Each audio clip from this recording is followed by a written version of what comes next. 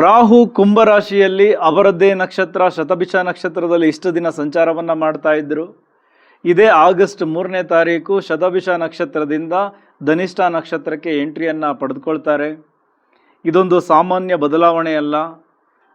ಕುಂಭರಾಶಿ ಧನಿಷ್ಠ ನಕ್ಷತ್ರದವರು ಈ ಬದಲಾವಣೆಯನ್ನು ಹೇಗೆ ಸ್ವೀಕರಿಸಬೇಕು, ನಿಮ್ಮಲ್ಲಿ ಏನು ಬದಲಾವಣೆಗಳನ್ನು ಮಾಡಿಕೊಳ್ಬೇಕು ಅನ್ನೋದರ ಕಂಪ್ಲೀಟ್ ವಿವರಣೆಯನ್ನು ನಾನು ಈ ಹಿಂದಿನ ವಿಡಿಯೋದಲ್ಲಿ ಕೊಟ್ಟಿದ್ದೀನಿ.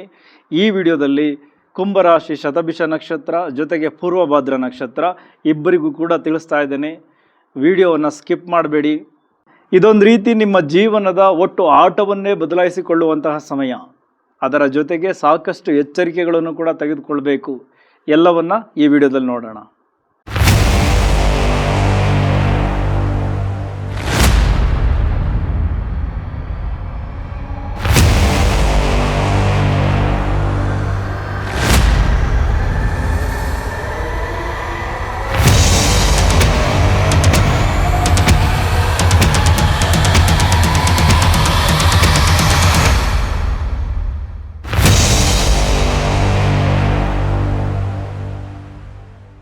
ಮೊದಲನೇದಾಗಿ ಶತಭಿಷ ನಕ್ಷತ್ರದವ್ರ ಬಗ್ಗೆ ತಿಳ್ಕೊಳ್ಳೋಣ. ಶತಭಿಷ ನಕ್ಷತ್ರ ಅಂದರೆ 100 ವೈದ್ಯರು, 100 ದಾರಿಗಳು. ಶತಭಿಷ ಅಂದರೆ ವಾಯು, ಗಾಳಿಯಲ್ಲಿ ಎಲ್ಲೆಡೆ ಹರಡೋದು. ಅದೇ ರೀತಿ ಧನಿಷ್ಠ ನಕ್ಷತ್ರ ಅಂದರೆ ಅಷ್ಟ ವಸುಗಳು, ಅಂದರೆ ಸಂಪತ್ತಿನ ದೇವತೆಗಳು. ಏನು ಇಲ್ಲಿವರೆಗೂ ಶತಭಿಷ ನಕ್ಷತ್ರದಲ್ಲಿ ರಾಹು ಸಂಚಾರ ಮಾಡ್ತಾ ಇದ್ದಾಗ ನಿಮ್ಮ ಮನಸ್ಸಿನಲ್ಲಿ ನೂರಾರು ಆಲೋಚನೆಗಳು, ಅದರಲ್ಲೇ ಬಂಧನಕ್ಕೊಳಗಾಗಿದ್ರಿ. ಯಾವಾಗಪ್ಪ ನನ್ನ ಎಲ್ಲ ಆಲೋಚನೆಗಳನ್ನು ಕಾರ್ಯರೂಪಕ್ಕೆ ತರೋದು, ಒಂದು ರೀತಿ ಖಿನ್ನತೆಗೆ ಒಳಗಾಗಿದ್ರಿ. ನನ್ನ ಕೈಲಿ ಆಗುತ್ತಾ, ಬರೀ ಈ ಕ್ವಶನ್ ಮಾರ್ಕೆ ನಿಮ್ಮ ಲೈಫಲ್ಲಿತ್ತು. ಈಗ ಅದನ್ನೆಲ್ಲ ದೂರ ಇಡಿ. ಕುಜ ಬಂದಿರೋದು ನಿಮ್ಮನ್ನು ಆ್ಯಕ್ಷನ್ ಓರಿಯೆಂಟೆಡ್ ಆಗಿ ಮಾಡೋಕ್ಕೆ. ನಿಮ್ಮ ಎಲ್ಲ ಆಲೋಚನೆಗಳಿಗೂ ಈಗ ಪ್ರಾಯೋಗಿಕ ಟಚ್ ಡೆಫಿನೆಟ್ಲಿ ಕುಜ ಕೊಡ್ತಾರೆ. ನಿಮ್ಮಲ್ಲಿದ್ದ ಖಿನ್ನತೆ, ಕೋಪ ಎಲ್ಲವನ್ನು ಕೂಡ ಸುಟ್ಟು ಹಾಕ್ತಾರೆ. ಸೊ ಹಾಗಾಗಿ ನಿಮ್ಮ ಎಲ್ಲ ಐಡಿಯಾಲಜಿಗಳನ್ನು ಈಗ ಕಾರ್ಯರೂಪಕ್ಕೆ ತರೋದಕ್ಕೆ ನೀವು ಪಿಚ್ಚನ್ನು ಬದಲಾಯಿಸ್ಕೋಬೇಕು, ನಿಮ್ಮ ಫ್ರೀಕ್ವೆನ್ಸಿಯನ್ನು ಬದಲಾಯಿಸ್ಕೊಳ್ಬೇಕು. ಅದೇ ಹಳೇ ಮಾದರಿಯಲ್ಲಿ, ಹಳೇ ಶೈಲಿಯಲ್ಲಿ ಕೆಲಸಗಳನ್ನು ಮಾಡ್ತಾ ಇದ್ದರೆ, ವ್ಯಾಪಾರದಲ್ಲಿ ತೊಡಗಿಸ್ಕೊಂಡಿದ್ದರೆ ಏನೂ ವರ್ಕೌಟ್ ಆಗಲ್ಲ. ಇದು ಬದಲಾವಣೆಯ ಸಮಯ, ಬದಲಾಗಲೇಬೇಕು.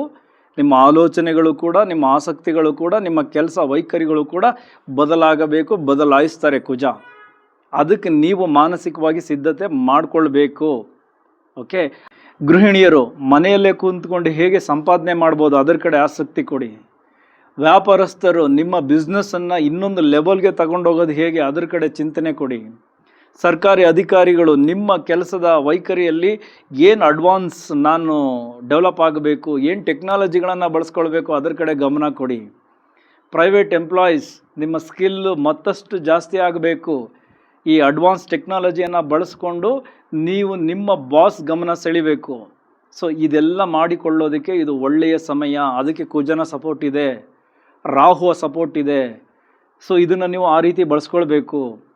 ಅದೇ ರೀತಿ ರಾಹು ಕುಜನ ನಕ್ಷತ್ರಕ್ಕೆ ಬಂದಾಗ ಇದು ಅಂಗಾರಕ ದೋಷ, ಅಂಗಾರಕ ಯೋಗ ಎಲ್ಲವೂ ಆಗುತ್ತೆ. ನೀವು ಅತಿಯಾದ ಕೋಪ, ಅತಿಯಾದ ಸಿಟ್ಟು, ಅತಿಯಾದ ಆತುರ ಎಲ್ಲವನ್ನ ನಿಮ್ಮ ಕೆಲಸದಲ್ಲಿ, ನಿಮ್ಮ ಸಂಬಂಧಗಳಲ್ಲಿ, ನಿಮ್ಮ ಕ್ಷೇತ್ರಗಳಲ್ಲಿ ಕೊಟ್ಬಿಟ್ರೆ ಎಲ್ಲವೂ ಹಾಳಾಗುತ್ತೆ. ಪಾಸಿಟಿವ್ ಏನೂ ಇರಲ್ಲ, ಎಲ್ಲ ನೆಗೆಟಿವ್ ಆಗುತ್ತೆ. ಹಾಗಾಗಿ ಈ ಕೋಪ, ಹಠ, ಆತುರ ಎಲ್ಲವನ್ನು ಎಲ್ಲಿ ತೀರಿಸ್ಕೋಬೇಕೋ ಅಲ್ಲಿ ತೀರಿಸ್ಕೊಳ್ಳಿ. ನೋಡಿ, ಬೆಳಗ್ಗೆ ಬೇಗ ಎದ್ದೇಳಿ. 4 ರೌಂಡ್ ವಾಕ್ ಮಾಡ್ತಿದ್ದವರು 10 ರೌಂಡ್ ವಾಕ್ ಮಾಡಿ. ಅದನ್ನೇ ಕೋಪ, ಇಲ್ಲ ನಾನು ಮಾಡಬೇಕು ಅಂತ ಸುಮ್ಮನೆ ಓಡಾಡಿ. ಜಿಮ್ಮಲ್ಲಿ ವರ್ಕೌಟ್ ಸ್ವಲ್ಪ ಜಾಸ್ತಿನೇ ಮಾಡಿ. ಆರೋಗ್ಯದ ಕಡೆ ಗಮನ ಕೊಟ್ಟು ಮಾಡಿ. ಕೆಲಸದಲ್ಲಿ ನಿಮ್ಮ ಕೋಪವನ್ನು ಜಾಸ್ತಿ ತೋರಿಸ್ಕೊಳ್ಳಿ. ಆತುರ ಎಲ್ಲೂ ಬೇಡ. ಓಕೆ, ಸಂಬಂಧಗಳಲ್ಲಿ ಮಾತನಾಡಬೇಕಾದ್ರೆ, ವ್ಯಾಪಾರದಲ್ಲಿ ನೀವು ಕ್ಲೈಂಟ್ಸ್ಗಳ ಜೊತೆ ಮಾತನಾಡಬೇಕಾದ್ರೆ, ನಿಮ್ಮ ಪಾಲುದಾರಿಕೆಯ ವಿಚಾರಗಳಲ್ಲಿ ಮಾತನಾಡಬೇಕಾದ್ರೆ, ಸರ್ಕಾರಿ ಅಧಿಕಾರಿಗಳು ನಿಮ್ಮ ಕೆಲಸದಲ್ಲಿ, ನಿಮ್ಮ ಸಹೋದ್ಯೋಗಿಗಳು, ನಿಮ್ಮ ಹಿರಿಯ ಅಧಿಕಾರಿಗಳು ಅವರ ಜೊತೆ ಮಾತನಾಡಬೇಕಾದ್ರೆ, ರಾಜಕಾರಣಿಗಳು ನಿಮ್ಮ ಜನರ ಜೊತೆ ನೀವು ಬೆರಿಬೇಕಾದರೆ, ನಿಮ್ಮ ಕಾರ್ಯಕರ್ತರ ಜೊತೆ ಮಾತನಾಡಬೇಕಾದ್ರೆ, ಸಿನಿಮಾ ರಂಗದವರು. ಸೊ ಓವರಾಲ್ ಎಲ್ಲ ಕ್ಷೇತ್ರದವ್ರಿಗೂ ಹೇಳ್ತಾ ಇದ್ದೀನಿ, ನಿಮ್ಮ ಸಿಟ್ಟನ್ನು, ನಿಮ್ಮ ಒಂದು ಆತುರವನ್ನು, ನಿಮ್ಮ ಒಂದು ಅತಿಯಾದ ಕೋಪವನ್ನು ನಿಮ್ಮ ಕೆಲಸಗಳ ಜಾಗದಲ್ಲಿ ನಿಮ್ಮ ಕಾರ್ಯಕ್ಷೇತ್ರಗಳಲ್ಲಿ ತೋರಿಸ್ಕೊಳ್ಳೋಕೆ ಹೋಗಲೇಬೇಡಿ. ಅದರ ಜೊತೆಗೆ ಸಂಬಂಧಗಳಲ್ಲೂ ಕೂಡ ಬದಲಾಗಿ ಬೇರೆ ಕಡೆ ಆ ಎನರ್ಜಿಯನ್ನು ಡೈವರ್ಷನ್ ಮಾಡಿ. ಆಗ ಮಾತ್ರ ಈ ರಾಹು ಧನಿಷ್ಠ ನಕ್ಷತ್ರಕ್ಕೆ ಬಂದು ಶತಭಿಷ ನಕ್ಷತ್ರದವರಿಗೆ ಹಲವಾರು ಅಪರ್ಚುನಿಟೀಸನ್ನು ಕ್ರಿಯೇಟ್ ಮಾಡಿಕೊಡ್ತಾರೆ. ನಿಮ್ಮದೇ ಆದ ಒಂದು ಹೊಸ ಪಿಚ್ಚನ್ನು ಆಯ್ಕೆ ಮಾಡ್ಕೊಳ್ತೀರಾ, ಆಟದ ಮೈದಾನವನ್ನೇ ಚೇಂಜ್ ಮಾಡ್ತೀರಾ, ನಿಮ್ಮ ಎಲ್ಲ ಆಲೋಚನೆಗಳಿಗೂ ಪ್ರಾಯೋಗಿಕ ಒಂದು ಟಚ್ ಕೊಡ್ತೀರಾ. ಒಂದೊಂದೇ ಕೆಲಸಗಳು ಕಾರ್ಯರೂಪಕ್ಕೆ ಬಂದು ನಿಮ್ಮೊಳಗಿನ ಟ್ಯಾಲೆಂಟ್ ಹೊರಗಡೆಗೆ ಬರುತ್ತೆ. ಎಷ್ಟೋ ಜನ ಹೊಸ ಉದ್ಯಮವನ್ನು ಶುರು ಮಾಡ್ತಾರೆ, ಸಣ್ಣದಾಗಿ ಶುರು ಮಾಡ್ತಾರೆ, ಹೋಟೆಲ್ ಶುರು ಮಾಡ್ಬೋದು.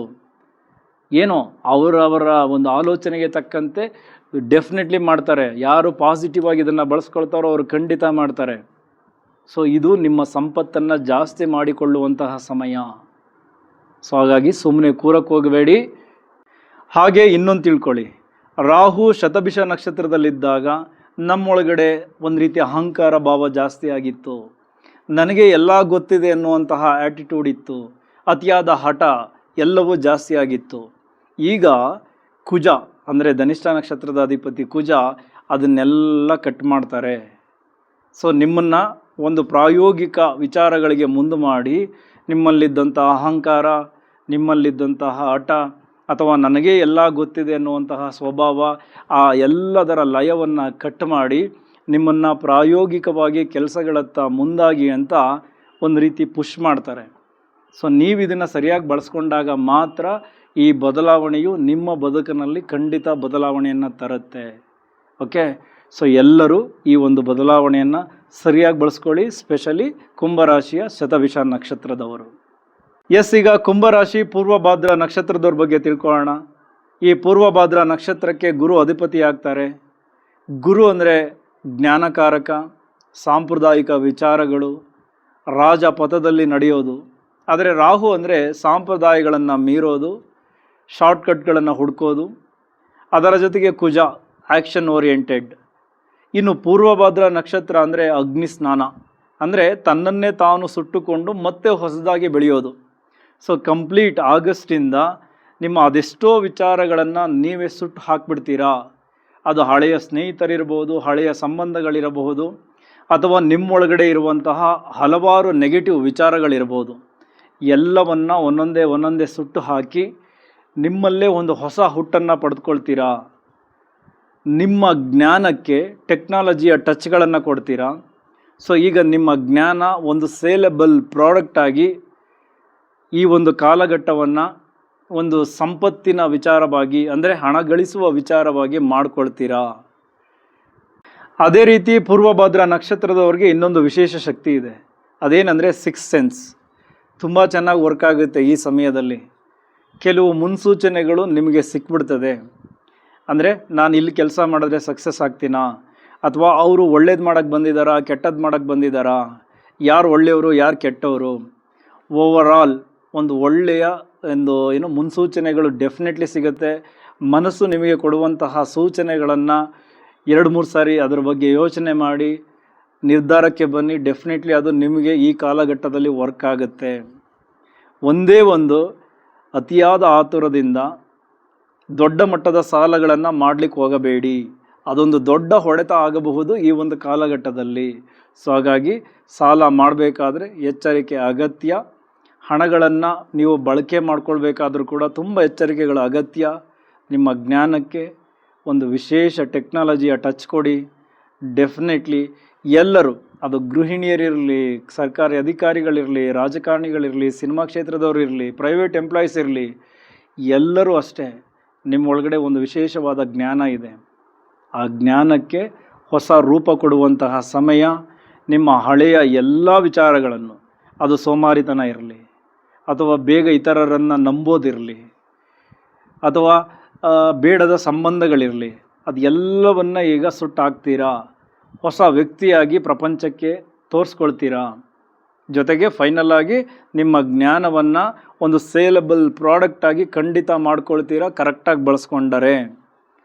ಸೊ ಇದು ಕುಂಭರಾಶಿ ಶತಭಿಷ ನಕ್ಷತ್ರ ಮತ್ತು ಪುನರ್ವಸು ನಕ್ಷತ್ರದವರಿಗೆ ರಾಹು ಧನಿಷ್ಠ ನಕ್ಷತ್ರಕ್ಕೆ ಬಂದು ಕೊಡ್ತಾ ಇರುವಂತಹ ಮುನ್ಸೂಚನೆಗಳು. ಇದನ್ನು ಸರಿಯಾಗಿ ಬಳಸ್ಕೊಂಡು ಕುಂಭರಾಶಿಯ ಅಷ್ಟೂ ಮಂದಿ ಅಂದರೆ ಧನಿಷ್ಠ, ಶತಭಿಷ ಮತ್ತು ಪೂರ್ವಭಾದ್ರ ನಕ್ಷತ್ರದ ಅಷ್ಟೂ ಮಂದಿ ತುಂಬ ಚೆನ್ನಾಗಿ ಬಳಸ್ಕೊಳ್ಳಿ. ನಿಮ್ಮ ಎಲ್ಲ ಕನಸುಗಳು ಈಡೇರಲಿ, ನಿಮ್ಮ ಆಲೋಚನೆಗಳೆಲ್ಲ ಕಾರ್ಯರೂಪಕ್ಕೆ ಬರಲಿ. ಸೊ ನಿಮ್ಮೆಲ್ಲರಿಗೂ ಒಳ್ಳೆಯದಾಗಲಿ. ಇನ್ನು ಮುಂದೆ ರಾಶಿಗಳಿಗೆ ಅನುಗುಣವಾಗಿ ಅಂದರೆ 12 ರಾಶಿಗಳ ವಿಡಿಯೋಗಳನ್ನು ಕೂಡ ತಲುಪಿಸ್ತೀನಿ. ಸೊ ನಿಮ್ಮೆಲ್ಲರಿಗೂ ಒಳ್ಳೆಯದಾಗಲಿ.